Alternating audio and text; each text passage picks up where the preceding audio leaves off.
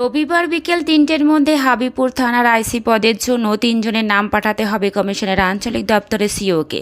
তাদের মধ্যে একজনকে বেছে নেবেন কমিশন। এবার মালদহের হাবিবপুর থানার আইসিকে সরিয়ে দিল নির্বাচন কমিশন। তারা জানিয়েছে ওই অফিসার ভোটের কাজে যুক্ত থাকতে পারবেন না। বিকেল ৩টের মধ্যে ওই পদের জন্য ৩ জনের নাম পাঠাতে হবে কমিশনের আঞ্চলিক দপ্তরের সিওকে। তাদের মধ্যে থেকে একজনকে বেছে নেবে কমিশন। কী কারণে তাদের সরানো হচ্ছে তা জানানো হয়নি। শুক্রবার কমিশনের তরফে একটি বিবৃতি দিয়ে কলকাতার আনন্দপুর থানা এবং দক্ষিণ ডায়মন্ড হারবার থানার ওসিকে সরিয়ে দেওয়ার কথা জানানো হয়েছে। ওই দুই পুলিশ আধিকারিককে নির্বাচনের সঙ্গে সরাসরি যুক্ত নয় এমন কোনো দায়িত্ব দেওয়ার কথা বলা হয়নি।